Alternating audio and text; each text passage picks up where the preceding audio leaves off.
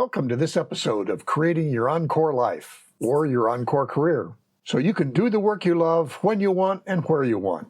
And with an Encore Life, you can be creating value in the world beyond just winning that next pickleball game.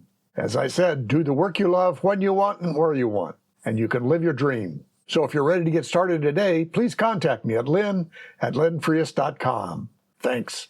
Well, making the leap from being a corporate leader or an expert into becoming a solopreneur can be daunting. And today I'd like to share again with you an episode I did a little over a year ago, talking about how you need partners for an Encore career. So I'm going to talk about some of the authors I've worked with and also a little bit of my timeline. What are the steps I went through? And then finally also I'm going to talk about who have I partnered with? Who are the people that have given me a helping hand as I've gone about creating my Encore life? So again, thanks for listening, and on with the episode.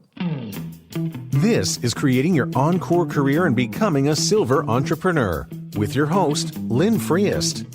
Lynn will share ideas and expert advice from people that are walking in your shoes and living their encore careers, where they want and at the pace they want. You'll start a company of one with confidence and knowledge to live a fulfilled life of freedom and ease. Lynn is a coach and leadership consultant whose mission is to show senior leaders and experts how to start something refreshing and new after a full career in the corporate environment. Hello again, and welcome to this episode of the podcast, Creating Your Encore Career and Becoming a Silver Entrepreneur. This is episode 144, and it's titled, You Need Partners for an Encore Career. Well, making the leap from being a corporate leader and expert into becoming a solopreneur can be daunting, but the rewards are great. You can work when you want, where you want, and do the work you love. And I can be that guide and thinking partner for you. I'll soon be offering openings in my group coaching program, and these programs will enable you and a peer group to launch and develop your own Encore careers. So to get a powerful start, please contact me. So what are the next steps in creating your Encore career? Now here's some background on books that I've been reading. Just some quotes to help set the context. A book called Super Age by Bradley Sherman.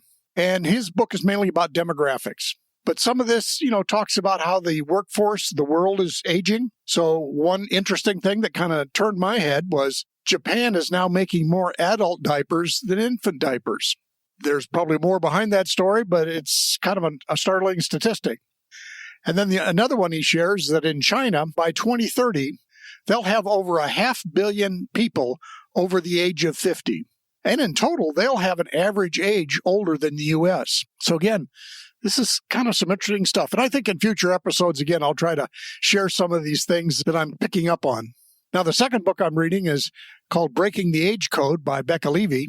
And her main theory is some research she did. She's from Harvard, did research around age and, how do beliefs affect our age?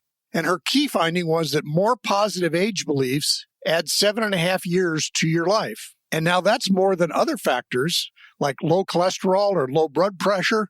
Both of those will add about 4 years. Low body mass index, it'll add 1 year. Or quitting smoking will add 3 years. But this whole idea of holding a positive age belief is obviously very important and very useful. And interestingly, in some of her research, they actually measured how well people walk. And with a more positive mindset, you actually walk better. So to the extent that you have a limited mindset about your aging, you don't walk as well as you could. So along with those things, the key indicators of older well-being are having a positive mindset and curiosity, obviously good health habits. And the other one that we'll probably talk about in future episodes is close relationships, because I'm running into that a lot in a lot of different things that I see about creating an Encore career. In fact, we're going to be talking about some of that in this episode. But the bottom line of everything I'm reading says, older people are essential to the full functioning of our economy. So this is not a nice to have or just a cute little idea. This is actually something we have to make our economy work well for all of us. Well, and then I've been sharing some of the information about the program that I'll be offering to people called You Are the Brand, and it's by Mike Kim. I'm a certified coach for him. But it's an 8-step blueprint to showcase your unique expertise and to build a highly profitable and a personally fulfilling business. And just the quick summary of the 8 steps. First one is creating your point of view, developing your personal stories. What's your platform going to be? How will people find you and know you? Positioning. And we'll talk about that in future episodes. Products or services. What are you going to offer to people that they can pay you for? Pricing. How do you get around that? How do you establish that? Making a pitch. How do you actually sell yourself to others? Now, Mike will say quite clearly that this isn't about closing a sale. This is about opening a relationship. So in other words, it's not just pitching whatever you are, but it's also about opening relationships with people. And then the final piece is creating partners. And there's a variety of ways we look at partners, and I'll share just a few of them here this evening. But I'll start with, how have I engaged with partners? And it's been a variety of ways. I kind of went back and reflected. Partners encourage me. They quite frankly teach me skills and knowledge that I don't know. Sometimes they do work for me. There's things that other people do better than I do, and I hire them to do that. And they connect me. Partners often, once I know someone, they'll introduce me to someone they know that they, the two of us should have a common purpose or a common interest, those kinds of things. So I've kind of been on a 7-year journey myself, and I've relayed that in earlier episodes. But back in 2015, even before I retired, I went to the Permission to Prosper conference sponsored by Ray Edwards. Now, it was maybe serendipity or the fates or whatever, but at that conference, I sat at a table with Mike Kim, who did You Are the Brand, Jody Mayberry, an expert in podcasting, Andy Traub, another excellent teacher and leader in the online space, and Steve Curti.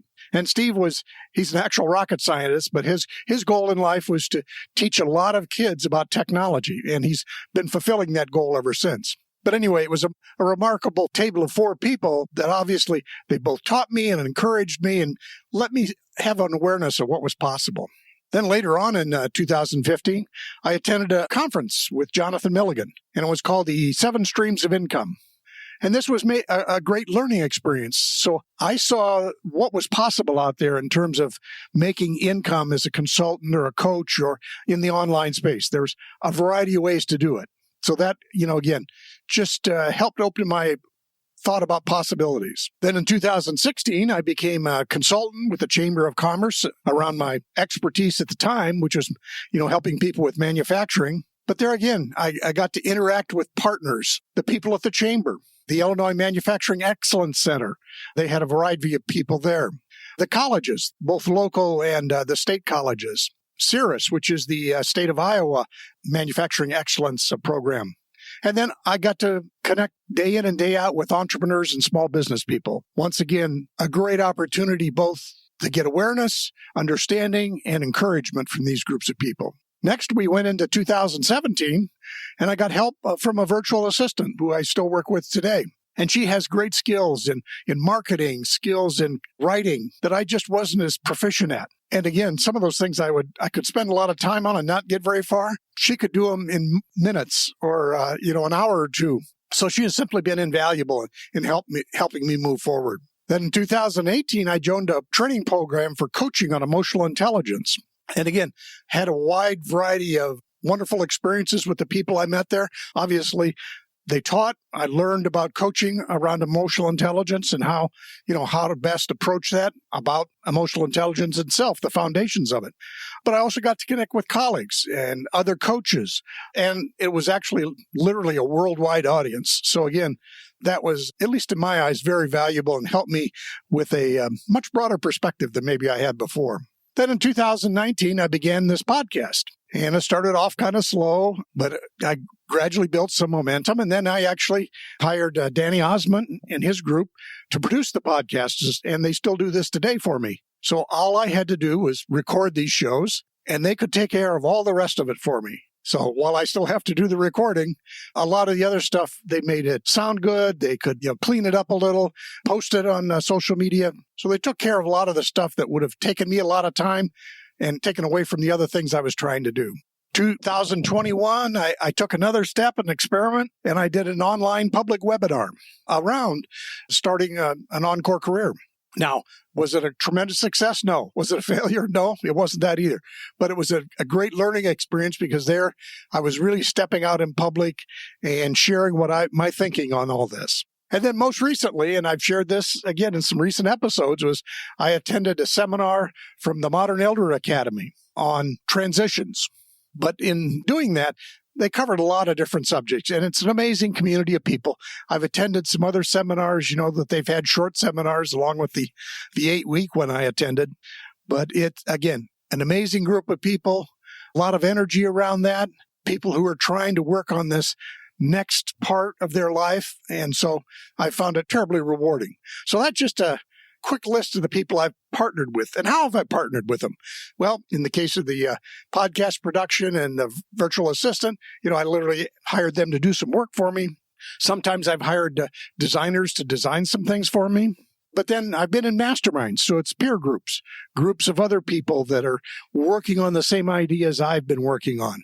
And then I've also helped support in my local area the entrepreneurial work. So I help coach people who are trying to start businesses based on the experience that I have. But, it's one of those things where as you, in theory, coach or mentor somebody, you learn as much probably as they're learning. So it's just a mutual rewarding effort that's, again, helped me build partnerships.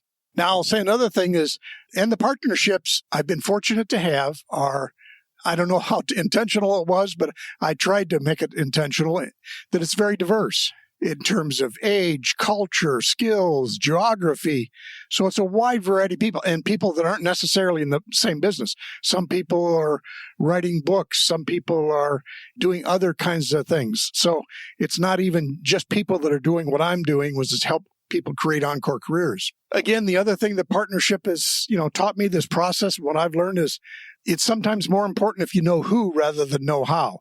Now, in many cases, especially with the technical skills, I need to be aware of them. I need to know the broad, what is online marketing? What is some of these things? But as far as, sometimes it's just better if I know who can be the expert in that, because I probably won't put the time and energy into that. That's not where I would add value. And again, just to circle back on that idea again, there's a book called Making the Leap by Kay Hendricks. And he basically says you've got a zone of genius and you need to stay in that. So I probably am never going to be a genius about online marketing campaigns, nor a genius about podcast production, nor a genius about, other things. But I need to be able to interact with people who can help me stay in my area of genius, which is coaching people and helping them develop their Encore career. Another point Mike says in his book, You Are the Brand, is you can also partner with people who are in, I'll say, like spaces, or in a complementary space, maybe is the best word. And the way he phrases it, you can be the jelly to someone else's peanut butter. So, for example, if somebody is a marketing whiz, maybe I can partner with them saying, I'm going to be teaching people how to start an Encore career, and I'll refer them to you if they feel that they need some help with marketing, those kinds of things. Another one, again, a good friend, Jonathan Milligan, who I work with a lot, he also has this feeling that success happens in community. And again, that's his program. He does that. I'm fortunate to be one of the coaches there, but we have a wide variety of people. And it's the community there that we support one another. We give each other feedback, and we're all moving ahead at our own speed, but moving ahead somewhat together. So the idea here is to, we want to serve the community in an Encore career. We want to help others find their success. Now, it could be that if you're selling, say, logistics expertise, you want to figure out how the people that can buy your expertise will have success using it. The other thing that, I've learned with these partners is you need to host conversations. And it's maybe a slightly different take on selling or consulting. But the whole idea is if you can find a way in your Encore career to host conversations with interesting people, or people who need your help, or people who are just interesting people, you'd be surprised at what can happen. So to kind of wrap up, some of the things that I've needed partners for, not just wanted them, but needed them for, was one, to encourage me. They often tell me some hard truths. Sometimes it lets me know that, Lynn, you're in your own way there. You just need to take the step and not be afraid of it, those kinds of things. They also help me improve my skills by teaching. And they help me see blind spots, the things that I haven't even thought of. So, for example, in something like online marketing, I'm just not aware of that whole arena, how it works. And so they can quickly point out, well, no, that's not the way you would do it in this case, Lynn. So helping me see blind spots. Well, to wrap up this show, again, I'm going to be providing people the program You Are the Brand by Mike Kim. I think I've mentioned this in an earlier podcast. One of the 3 starting questions that he always uses was, what pisses you off? In my case, dealing with ageism in the workplace and culture. What breaks your heart? For me, it's seeing talented elders forced onto the sidelines when they could still be contributing. And what big problem will I solve? Helping modern elders create a fulfilling Encore career and helping others. So, at the end here, remember, with an Encore career, the rewards are great. You can work when you want, where you want, and you can do the work you love. I'll soon be offering openings in my group coaching program, and these programs will enable you and a peer group to launch and develop your own Encore careers. So to get a powerful start, please contact me. Well, thanks for listening, and we'll see you next time.